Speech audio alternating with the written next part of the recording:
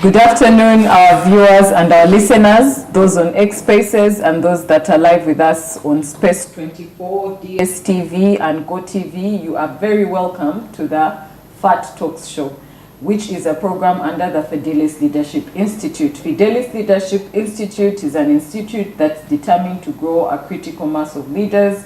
We are located on Kanjacha Street.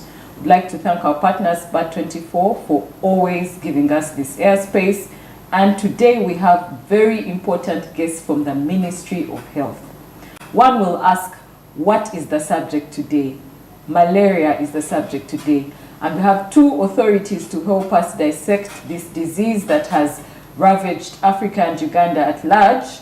However, we shall also be deep diving into the history. On my extreme left is Dr. Myers Mugenwa. You're very welcome. Dr. Myers works with the Ministry of Health. He is a Mariologist. He'll be telling us exactly what that is. All I remember growing up is that malaria was caused by a female Anopheles mosquito, but him being the Mariologist, he will tell us exactly what this disease is. Before we get into that, I would also like to welcome the Senior Communications, Usual guest. The usual guest, our usual guest. She says she's the usual guest. Our communications officer at the Ministry of Health, Senior Communications Officer from the Ministry of Health. Would like to welcome you, Marion Natukunda. Thank you for coming to the show. Thank you so much. So, as we begin, would like to know, malaria. Doctor, what is malaria? How did this disease begin? Was it a curse from God? Tell us about it so that we can kill all these myths that we have about, demystify the myths about it, and what are the current statistics of malaria? Yeah, thank you, and good afternoon, listeners and viewers. I'll start off by answering, responding to your submission. The malaria is still caused by a female Anopheles mosquito. Oh, it has never changed. So if we are all mosquitoes in this room, you'll be the culprits, the two of you. But said and done, malaria is an old disease as old as mankind, and history has it that actually half of the population that have died on Earth since Stone Age have died from this dehumanizing disease called malaria. It has its origin from the word Malaria, which is Roman or Italian in nature, because the word mar means abnormal or bad. Aria means air in Italian. So people used to live around Rome, especially the Vatican, used to die from malaria, and they thought it was bad air, malaria, from the swamps. And actually literature has it that more than 9 popes have died, including Pope Victor and Gregory and others. So it's a disease that has annihilated quite a number of people on Earth and continues in some parts of Africa, especially sub-Saharan Africa, where we lose almost 2 million people per year. It's even worse these days in Uganda, where we've had epidemics in almost 72 districts of the nation. But it's caused by a parasite which is transmitted by the female Anopheles mosquito, as you put it. Of course, when a mosquito comes to you, you don't say, are you female? Are you male? No, a mosquito is a mosquito. So the listeners and viewers should really appreciate that a mosquito, whether it causes malaria or not, because mosquitoes cause many other diseases, but one of those dangerous ones is malaria at that. Very interesting. There's a gentleman who was working in an agency not so long ago, doctor, who passed away from cerebral malaria, which was believed to be picked from malaria. Is there a connection between the malaria and the cerebral malaria? Because it's 2024 and this person couldn't even be saved. I think they were in Nairobi and they died from the disease. Is there a relation, a correlation from the malaria and then the cerebral, or an effect? No, actually, malaria is quite a complex disease, but we classify it as simple or uncomplicated malaria and severe or complicated malaria. Now, that patient may also rest in peace died from complicated or severe malaria. Now, severe malaria has got, before it becomes severe, it starts off as simple. And as part of the topic, as part of the advice we shall give in this talk, is for people to start to report to health facilities within 24 hours after getting symptoms of fever, joint pains, headache, and the related other features. But with severe malaria, you get quite a lot of complications. Cerebral malaria is one of them, but there are many others where currently, as we talk now in Uganda, mainly children are passing blood in urine or passing black-colored urine, what we call Coca-Cola-like type of urine. The kidneys are failing. The limbs are dying away, what we call gangrene. You get the hands and fingers dying away, and we have to amputate them. So there's a lot of complexity that is taking place. And you recently heard of the strange disease in Bukoma and Simbi, where children were reported to be passing that, and caused a lot of mayhem in Parliament. But that was malaria in its complexity. So malaria has a lot of complications, which now we're battering with, as it were. It starts off as simple and is up into severe. So that patient who died from cerebral malaria died from the same complication we normally know. And especially in places where there is less malaria, you may miss the diagnosis for that matter. Before I move on to Sharon, Marion. before I move on to Marion, sorry, why Africa? Why the sub-Saharan? Because you travel to other parts of Europe and you don't find this as a threat. No one is sleeping under a mosquito net. It's 2024. If the internet is here at the same speed, why are the medical services here at the same speed for Uganda? That's quite a good question. Why here, not only in Uganda, sub-Saharan Africa? Malaria used to be global. It used to be in, that's why I talked of Rome. It used to be in England, it used to be in America, and so on. Around the 1950s there was a global move to eliminate malaria globally. And actually, interesting enough, it took place here in Kampala. Now, other countries have been able to get rid of malaria, and as recently as last year or even this year, some African countries have been able to eliminate malaria. Comoro Islands, which is part of Africa, Algeria, and other countries on the African continent have been able to eliminate, and so have other countries in Latin America and so on. The strategies are the same, but I think there's a lot more we need to do. That one notwithstanding, the climate in Africa is fairly good, and especially around the Uganda. When we say, I sometimes laugh at people who call Uganda the pearl of Africa. It's the pearl of malaria. It's very good climate. You enjoy it. Like now, it has just rained, and the mosquito is now saying, that's the place where I'm going to bleed from. But in some deserts, like in Sahara Desert, you may rarely get a mosquito bleeding because there's no bleeding place. But it's a very good environment. But that one notwithstanding doesn't mean that we cannot eliminate malaria. We can. Other countries have done it, and we can also do it. Thank you. That's very enlightening, because we don't want to feel like we were cursed with this disease. And over to Madame Natukunda. You're very welcome to the show. Thank you. So, as part of the Ministry of Health, how can some of the communities, what have we done for some of the communities in terms of enlightening them on how they can be able to fight malaria as the Ministry of Health? What are some of the things that you've done? Now, I'll pick it up from where Dr. Myers was talking about how we have gone into a mode of accepting that the disease is here, and we can either stay with it and it either kills us, or we do something about it. You kill it. Or we kill it, right? Yeah, which we can indeed.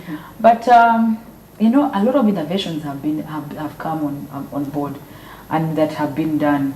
Especially the Ministry of Health has one of the things that we have grown in that through the Health Promotion Department is that we have tried to put the simplest of simplest messages.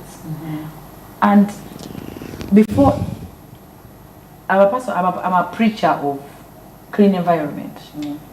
Because I imagine that if our environments were clean, our communities were clean, then it would be hard for a mosquito to breed or to bite us. So how are the surroundings in our community? And most especially, of course, we know how we have, especially the villages. There's just a hut probably. Then they have a bit of their maize and dodo there. And then you tell them about fumigating and everything, they'll be going to kill their plants and everything. But the communities the messages that we are doing now and saying as the National Malaria Control Program, as Ministry of Health, is now we are telling them as they go green or as they plant, they also need to now plant repellent plants. And we know the repellent plants, and maybe Dr. Myers will mention that, but also awareness in understanding what is the time that the mosquito bites. There's a time? There's a time. And he will tell you. Well, just like anybody, there's time for lunch, time for supper. He's about to say that the time for the mosquito is the evening. We do not want to miss that. But yeah, he'll share probably on that. But I'll take it for myself. I normally hang out with my cousins and my friends, particularly my cousins. They make fun of me all the time, and they're like, but how come that you're the only one? And I wanted Dr. Myers probably to explain this scientifically. How come you're the only one where mosquitoes are biting? So basically they call me a mosquito attractor who's making the mosquitoes bite the others. But it comes from the time also. Because what time are you out or are you not indoors? We spend more time outside. And that is between 8 a.m. to around 6 p.m. or 5 p.m. And that is the time when they say the mosquito is biting. But for the communities, another thing is that there's a lot of message fatigue. Is it like message fatigue out there of what they're supposed to do? And what the ministry has done, they have given out mosquito nets. True. There's routine actually also going on, routine distribution of mosquitoes in health facilities that is ongoing. But most especially the VHTs, the village health teams, go around with messages in their bags on their kits, telling them that the mosquito looks like this, but this is the time it does. And when you feel these symptoms and all, you're supposed to seek medical advice. Earlier on, I told you I had a headache, and he told me get. I have some Panadol, and that is what is happening. We feel ill or we feel sick and we just treat ourselves. So we don't know the magnitude of the malaria that is there, or we don't know whether we have even the malaria, and then we self-treat. So what are we saying is seeking medical attention for one in the community. And of course someone is going to say out there, they're going to argue, and it's true that our health facilities are far away. But we've equipped village health teams, we've equipped the community extension workers to get the messages as simple as they can, to explain them to the household people or the community people on how they can prevent or treat malaria. Okay. Yeah. Recently, I saw one of the influencers talking about malaria. I think she's called Rita Arinitwe. Yeah. So it means you are incorporating social media Absolutely. into your prevention. So how are you integrating your traditional and social media to make sure that information is accurate? Yes. Okay. Because traditional we are going to go radio. Traditional we are going to go group discussions. Traditional we are going to go on our I don't know, Dr. Myers does malwa, those malwa joints and seats. Well, I do beer. Beer joints and talk about this. Or maybe there's a radio playing somewhere and then there's a message that has been passed on about malaria. City, Guta, Sawazino, Babichi, you have to have, when you have fever, please go to the nearest health facility and everything. Now, when you come to social media, me and you now, like right now, we're on X and people are listening in. Yes. What we, the people listening in right now are going to say, really, we have very many problems in this country and these guys are talking about malaria, But the truth is that malaria has become the biggest problem, apart from, of course, the poverty, the infrastructure and everything. And social media, because everyone, I don't know statistics right now We shall give it of no statistics of the person of the people having phones right now in the country, is that at least someone can now, I think a big percentage of Ugandans can go on WhatsApp, can go on Twitter, can even, you know, text. 3 million Ugandans on social media. On social media. Yes. Now imagine having a malaria message of received by 3 million people.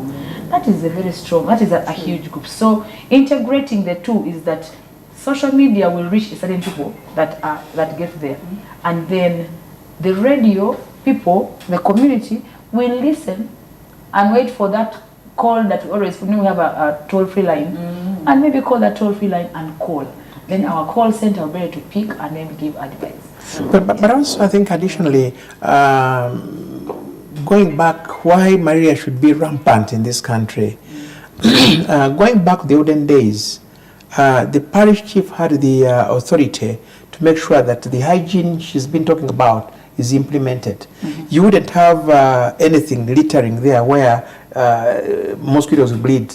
These days, bovera are, you know, are commonly disposed everywhere. Yeah. So as long as there is any a mosquito, by the way, is so blessed by God that can bleed in this cover of this water, and the one mosquito can bleed up to 150, can lay up to 150 eggs. Wow. Meaning that one mosquito here, if it gave birth 150 eggs, it can finish the whole of this area. Wow. If they breed. So basically in the olden days there used to be bylaws which have been neglected, and now maybe it has been politicized, because the LC one chairman will say, I will not tell my people to remove the rubbish because I don't want people. But bylaws can be invoked, and this country has what we call the Uganda, the Public Health Act, where it can be invoked and you are arrested for having a bleeding area for mosquitoes. Then generally saying that actually people malaria, as I said, is not new. The word kasuja in Luganda here emanates from one of the people who live in the parish of the king. When he got fever and said, Arade Musuja Kasuja. So the name Kasuja comes from that. So basically, malaria is not a new thing. Malaria is as old as mankind. And as I talk now, giving a bit of statistics, malaria, since the advent of COVID in 2020, the first patient we got on March 20th, we've lost about 4,000 people to COVID. I'm giving round figures.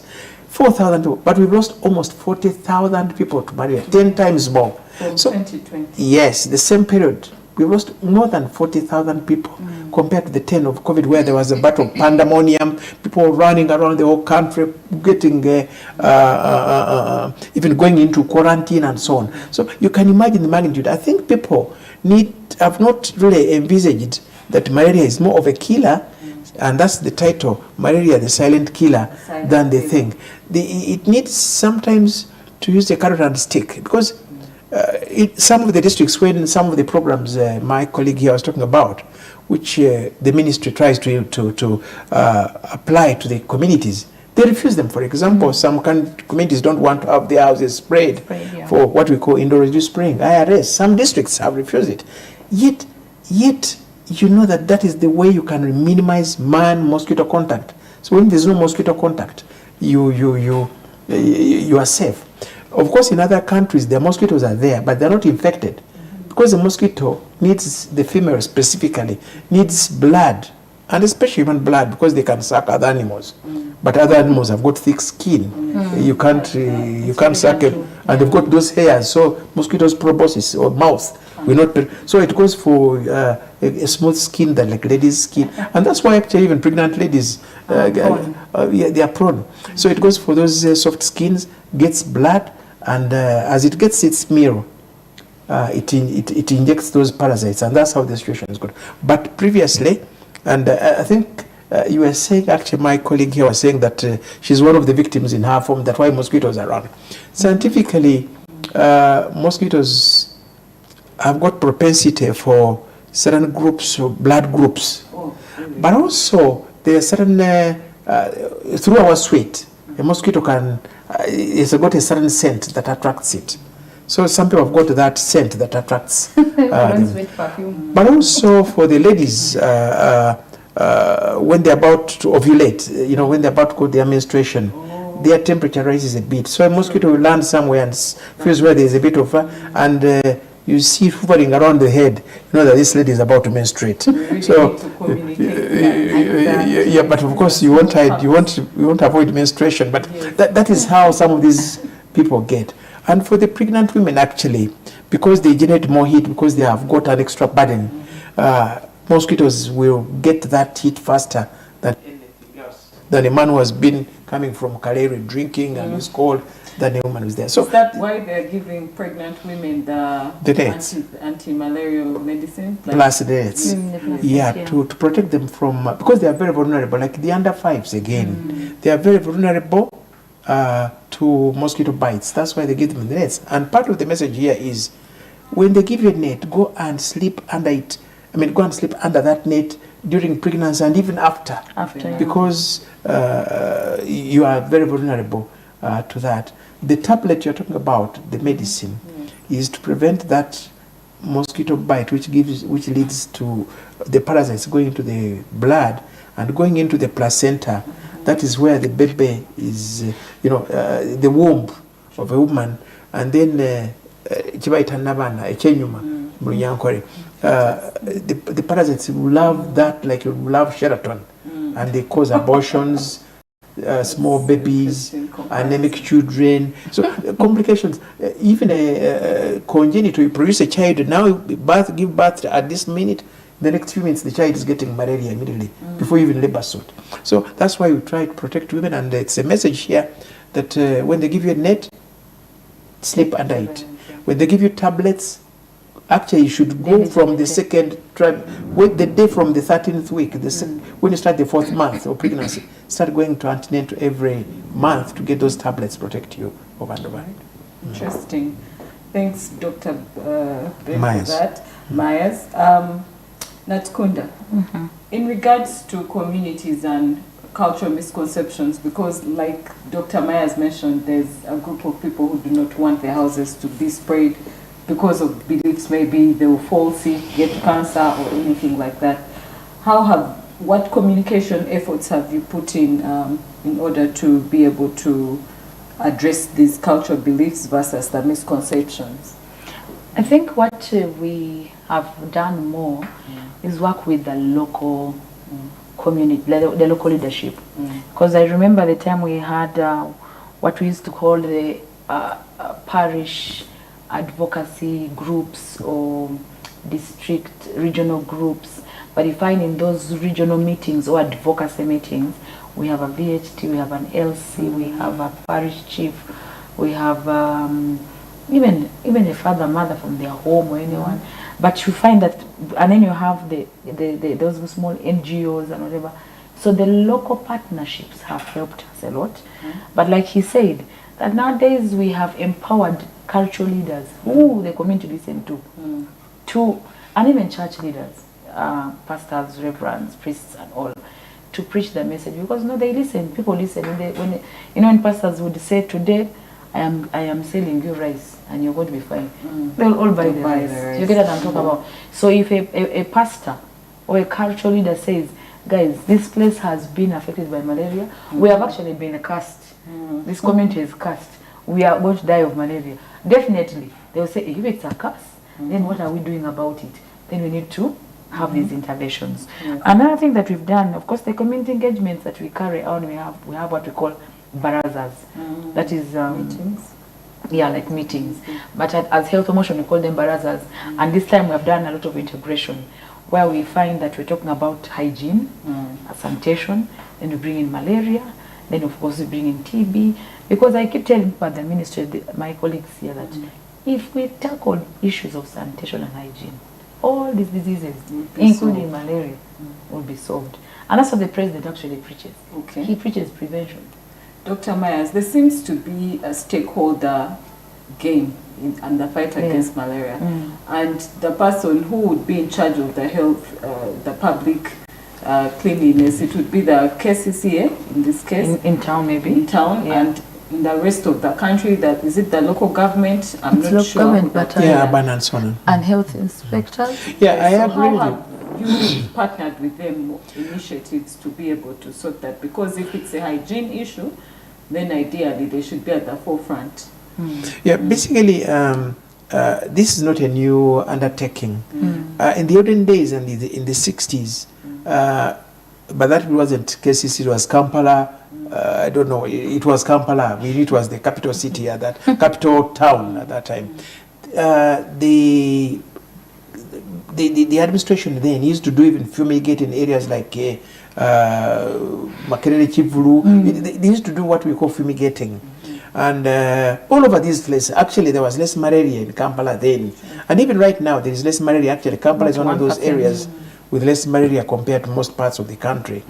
But again, these are programs that have fallen to the roadside. But I've had KCC people, they've got a public health doctor, they've got a health department, but they've, if I can quote what I hear on TV and radio, they say the monies they get is not enough to undertake this thing. But fumigating and malaria control was a very, very, very serious problem, even in all urban areas in the city, even in the villages. It used to be. But I think we need to revisit those strategies by, I think, investing more into malaria control, because it costs us more. By the way, treating a malaria case, simple malaria case, may go even for as much as $10–20. Now, if it is severe malaria, where you can even get kidney failure, it may go to 20–30 million. But the worst it can go to is death. So we need to invest into that. And our theme for this, we have a World Malaria Day this year. And one of the, our theme actually, I think Maria knows, that there should be no more malaria, what? Zero malaria death. Zero malaria death. Zero malaria death, yeah. So we are trying to prevent death. If people appreciate that malaria is a killer. For starters, when you said that you gave good statistics, roughly 4,000 people from 2020 to 2024 for COVID, for COVID, then for almost 40K for malaria. Yes. I almost could not believe you, because it felt like there was more awareness about COVID globally and nationally about COVID than malaria. So could it be the awareness issue? Because even about the World Malaria Day. Okay, say no to malaria day. Say no to malaria. That's maybe could throw more light. I think before Marion comes in, my colleague, I think the point why COVID succeeded is that there was that political involvement and there was that stick. In some countries, for example in China, if they got one patient of malaria in this room, they would go around up to Kibuli, testing everybody to see where he got that fever. So it's like police.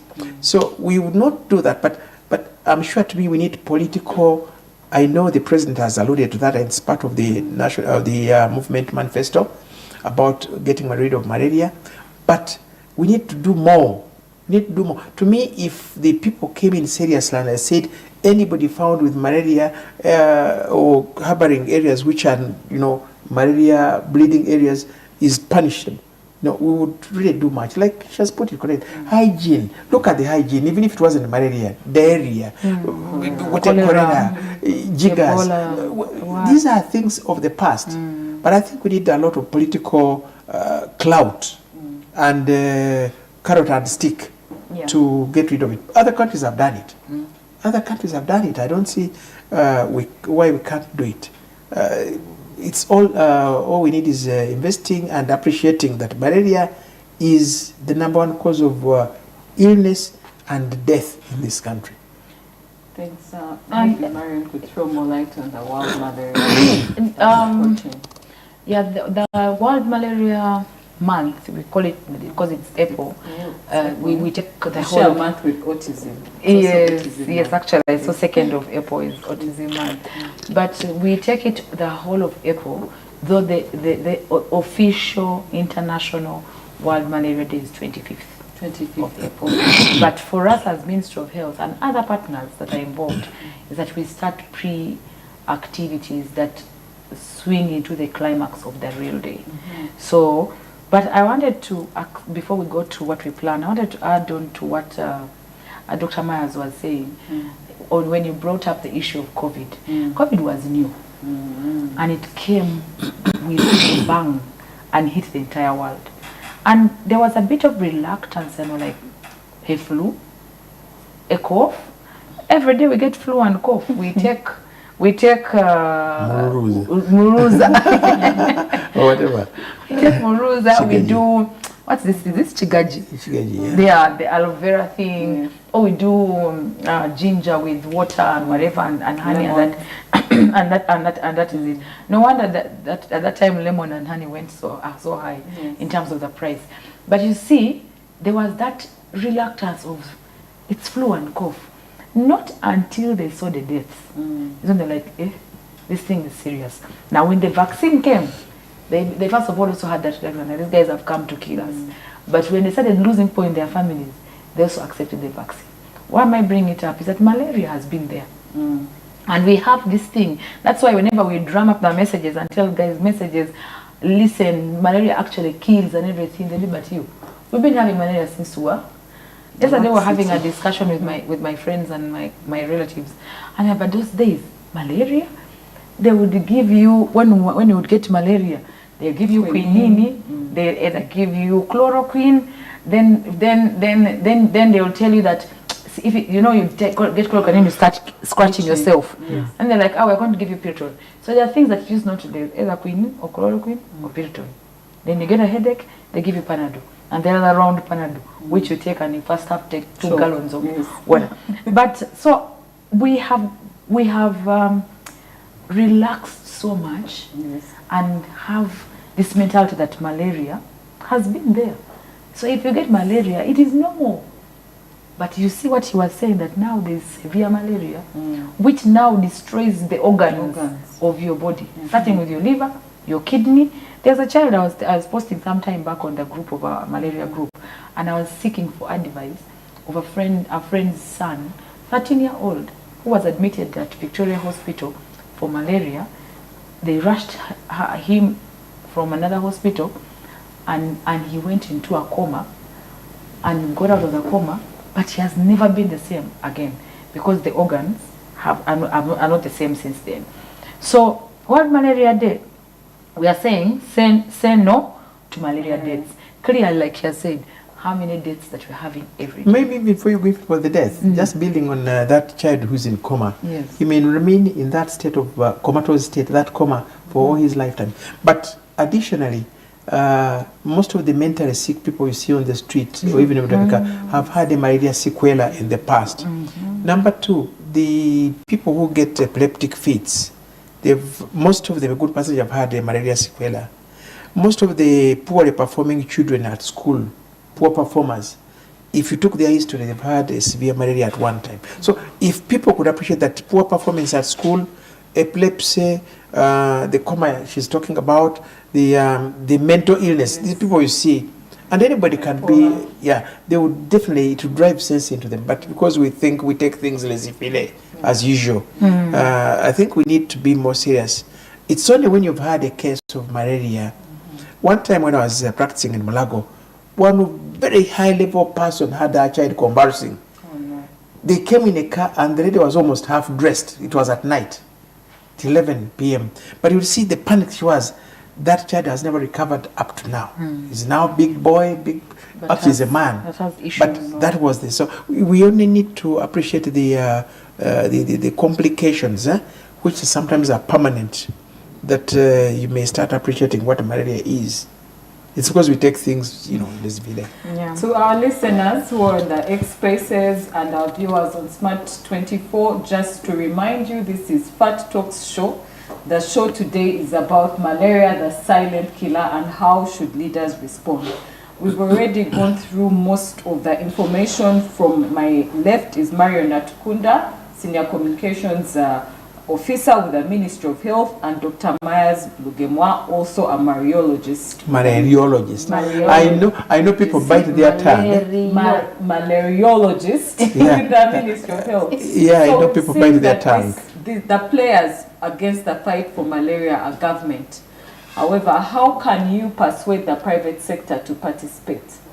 in the fight against malaria? It seems to be a one-way burden. It appears to be. So, Doctor, how is it that we can bring in our private sector partners? Well, some have already been brought on board because the policy for the National Malaria Control Strategic Plan, we have a section for the private sector. And the private sector plays a big role because almost 60% of the patients, before they come to the public institutions, they have taken medicine from a clinic, from a drug pharmacy, a drug shop, a pharmacy. So about 60%, a big percentage of people seek medical treatment, and we don't see them in the public hospitals. So the private sector have noted their role and their contribution. So we've involved them by creating a desk office at in the National Malaria Control Program to link up with all the private players, not only for malaria, but all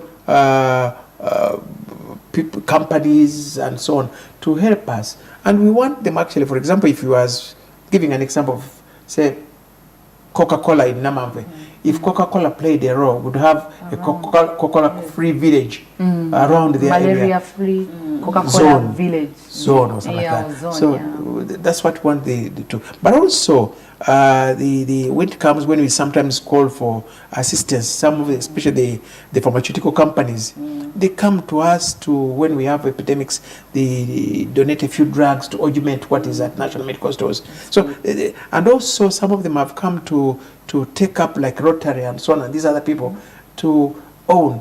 Coming to even the cultural institutions over and above the companies, kingdoms like Buganda, there's the Malaria Run, and actually they played a big role. Busoga there's the Busoga Forum. So we, beyond the companies and these other private sector, the other people coming, but because malaria does not discriminate, I've told you it has killed 9 popes. So it doesn't discriminate. 9 popes. Yeah, Pope Victor is one of them. Malaria killed them. Yeah. But just to add on to what he's saying, we have the National Malaria Control Program has partnered with, actually brought on board what we call the Malaria Free Uganda, which is an entity. Kick malaria out of Uganda. Which is an entity that is getting together private sector to work with the ministry or government of Uganda to, like have an entity that can bring the private sector together. So having that component is talking about in our strategic plan, or the private sector, and then Malaria Free Uganda have brought together the private sector, over 100, I think about 100 stakeholders of private sector companies and entities that we are now going to request to them that first of all they have a workplace policy of malaria, but also tell their staff, because they are affected. The economy is affected when the staff fall sick. Their office is affected. They have days off, absenteeism. Then also funding, resource mobilization. You notice, I don't know whether you saw something that was going around of how donors want to pull out to fund malaria, and they're saying this time Uganda should really embrace and have its own funding. So it is like Malaria Free Uganda bringing the private sector together to have a domestic fund that is particularly for fighting malaria. And that is why now when we talk about the World Malaria activities, like the Parliament of Uganda, they've embraced it, and they say they're going to have a walk every year against malaria. And this time we have the patron, who is the deputy speaker, has volunteered himself, to be the patron and say, guys, as parliamentarians, back in our constituencies, how can we see a malaria-free constituency? How can we see a malaria-free village? How can we say a malaria-free school? How can we say a malaria-free workplace? But as politicians, when we go back to our constituencies, I talk about all these other things, guys, don't sleep on a mosquito net, don't do this. Malaria should be one of the messages they should deliver. So we have that walk on the 20th of April, where we walk from Parliament all the way to Kololo round and go back. But creating awareness, I know might be creating awareness in Kampala where people know about it. Of course, when they sit on TV and they say that, and the deputy speaker is in this thing. Yes. This thing is serious. True. My MP is there walking. Yes. This thing is serious. True. So his constituency will be like, okay, let's embrace it. So we have that, and then Myers is also, Dr. Myers is trying to put together a conference that maybe he can talk about it, Yes. that is bringing scientists now. That's And awesome. researchers. Mm. The statistics you were hearing him talking about how the mosquito is working and everything. That is what Myers is We dealing need to with. push that mosquito away from that gender. It's very gender right? discriminatory. I know, yeah. So Well, unless you are God. But the whole point is that mosquitoes are everywhere globally. Yes. In Europe, in America, they are there, but they are not infected. And if mosquitoes go in for a meal, like you go for a bar for a beer, you go to a bar for a beer and They end also up walk fighting. So it comes in for a meal, only to pick up the parasites from the human being, Yeah. and from there it goes on infecting others. But this scientific conference we have, it will be on the 18th and 19th. The whole objective April. of this, as Yeah. part of the World Malaria Day African, activities, antecedent to the final day of 2025, is to bring together all scientists, because the mosquito, the parasite, the environment, the human being are all scientific Yeah. objects. Sure. And in one, put in one basket, they are the cause of the disease we call malaria. Now, and unfortunately, the mosquito is so treacherous that actually it even evades some of the chemicals we use for spraying. Really? The parasite itself is like it's like you put up a roadblock there. If I'm a thief, I will just dodge the roadblock. So likewise, the mosquito also dodges some of the chemicals. So we have put. That's why we have for you maybe having a crowd of cows, but for us we have a crowd for mosquitoes to test which of the chemical kills the most. So are the medicines. Medicines also, the parasites can learn how to evade the medicines that we use, specifically the antimalarial. So we test them every time. So this scientific conference is to bring up the scientists together, tell us how effective our strategies and our arsenals are towards the mosquito, towards the parasite, the malaria parasite, and towards the communication. My colleague here, do the communication strategies or methods, do they work? All this is bringing. So this scientific conference will bring papers from the US, from other parts of the world, and the local researchers here.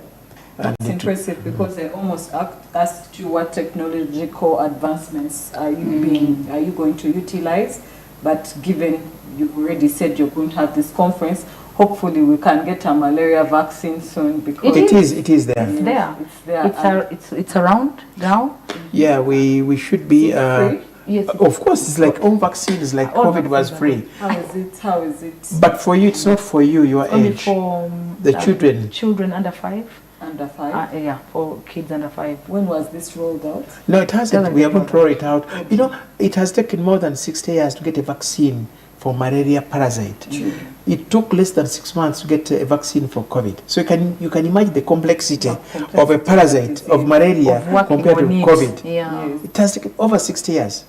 And even then, it will be for children, not you. So over and above the vaccine, we need other strategies to be put in place. So don't rely on the vaccine and say all is done. You need multiple strategies. To the listeners on X, if there's anyone with any question, please feel free to put it in the chat box so that we can be able to ask our panelists to be able to answer. I just wanted to Yes. tell you that one of the other activities that we're having is, we talked about the private sector, but when he was mentioning one of them, he was talking about Rotary. I'm a Rotarian and I glory in it very much because of the community work we do. True. And then now the Rotary world, led by the Rotary Club of one of the Rotary clubs that we have in the country. We have about 120 clubs in Uganda, in one district, and then another 100 in another district. But we are getting together to have what we call the malaria bicycle ride, or ride against malaria, where we have partnered with Rotary and the cyclist Riders Association. I hope our moderator will ride a bicycle. Do you know how to ride a bicycle? I do know how to ride a bicycle, and I'm currently learning how to ride a motorcycle. So I See, will she's participate. ahead of it. I will So you participate in the ride, yeah. I So we are will. planning for this ride on the 28th Right? of April. You notice that everything is around April because it's the month of malaria. Yes. So where Rotary clubs and the community and the private sector get that bicycle and don themselves with a message on a t-shirt of malaria or a kit or anything, ride, and we're going to ride around, and we're targeting the places he was talking about, Katanga, where there's a lot of, you know, those slummy areas and all, the ghetto areas, just to attract and say, guys, with messages, and we're going to have stops. So we stop at a place, share information, have a discussion, proceed and ride. We go to another point, share information like that, or maybe hand over like a leaflet or something. So we also have that ride, that all these activities, the conference, the ride, the walk, are all going to gear up to the real day when we are celebrating World Malaria Day as a country, which is on the 5th, right? Yes. 5th of May in Kibuku. You will wonder why Kibuku. It has been one of those districts, like he was talking about, that are chasing away interventions. You bring IRS, they chase away. You bring mosquito nets, they chase away. The only one to grow rice. And you notice it's all water and everything. Yes. No, but what has been there since time immemorial? So it's But we're not that they're doing badly, but they've really embraced it this time. And like you said, those kind of hard communities that have that cultural thing of like, a mosquito is not a big deal because we have to fend for ourselves and eat and do that. But Kibuku has come a long way. So we want to go and celebrate and also look at the best practices. We have storytelling, and we are that day we are going to have the Prime Minister. She's the one who's going to officiate it off, and we have other dignitaries from development partners, and one of the biggest person who is going to be in the country, I've forgotten his name.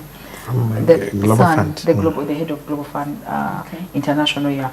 So those are the activities we're doing. But right now, if you go onto our hashtags, end malaria, zero deaths malaria, say no to malaria now, Ministry of Health hashtag, then you go chase malaria hashtag. We have all those different hashtags. Right now, if you go, they are buzzing with different messages and all gearing up to World Malaria Day, but also still discussing why this small thing has become one of the most wildest animals that is about to be an attraction in the forest, or in a game park. Yeah, because as they said, that's the most dangerous animal right now. Yes. Then the lion, not an elephant, but a mosquito.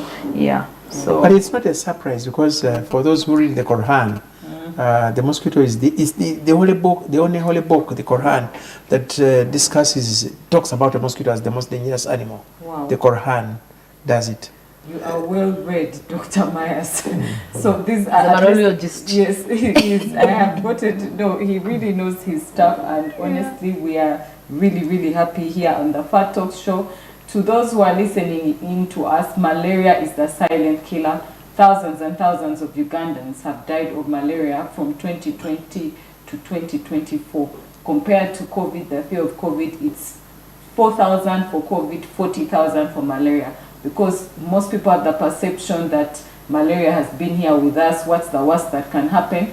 But as we've had, knowledge is power, malaria is killing people. The ministry has lots of activities that are going to be happening, the walks that are happening, the conferences. Please be sure to follow the Ministry of Health on Twitter, Facebook, and all their other social platforms. Before we leave, we'd like to thank our sponsors, Smart24, which is available on DSTV and GOTV, as well as Fidelis Leadership Institute, which is located on Kanjocha Street, plot 61. And to our guests, what would be your parting shots in regards to the silent killer? For myself, I got malaria after 4 years this year in Feb, and it started off as a fever, and then I got a bug on my mouth, and it really took me out. It took me out. So I can tell people that malaria is really a silent killer because it has evolved as a disease and it's so decisive. And it comes off as fatigue, like you're having a bad, stressful day at work, and you can easily mistake it for a bad Stress day and or stress whatever. at work, not knowing that it is actually malaria. So what can you tell the people to keep them alert, Dr. Myers, or what would be your parting shots before we go to Marion, so that people can be alert and know that this thing is here and it can take you out?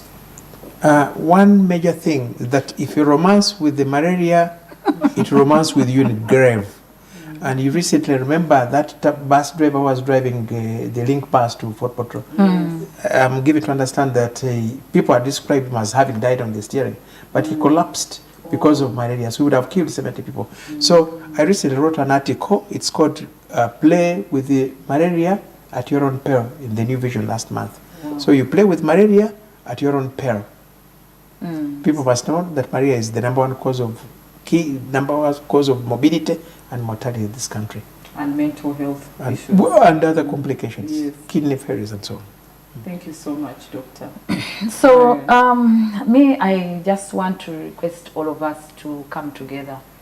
We all have a role to play, right from the person that you live at home, to the person you're seated with in office, to the person you meet for a meal outside or a drink outside, to your mom, your dad, everyone. The community is a collective way that if they are together, they cannot be run down by something. Sure. So I think if we all come together and put our little education that we have, knowledge that we have about, and especially look at our actions on, and I told you, like, I'm a person now who's a preacher of hygiene and sanitation. So my parting shot would be, if we can clear that stagnant water, break down or burn down or cut down the bushes, look out for the repellent plants. I thought Myers was going to talk about it, but maybe the next time. Look out for the repellent plants, which is the neem tree and probably cartus and all. But also, listen to the messages. We shall drum them up, but just pick that one message. What will work for you? What will work for you? Ride on it, and let's chase malaria out of Uganda. But let us be our own champions of having a malaria-free home, a malaria-free workplace. 0 deaths is our song. So in as much as we're saying that malaria is a silent killer and leaders should respond, we are the only ones who Absolutely. we owe it to ourselves to lead ourselves. We thank the Deputy Speaker who will walk with you, the Prime Minister who will launch with you, and all these dignitaries, but the battle is with us and our communities. So be the first leader in your home.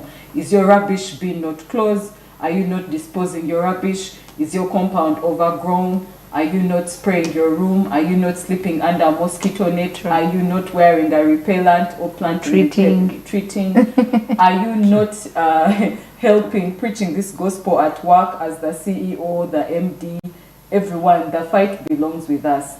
So before we leave, I would like to thank Smart24 that gives us this talk time. Thank you for always supporting the Fat Talks show. We're available on YouTube. And for the friends of ours who are on X Spaces, thank you so much for tuning in. I've been Viola Mboneko, your host for today, and have a good evening. Thank you. Thank Bye. you so Cheers, much. bye.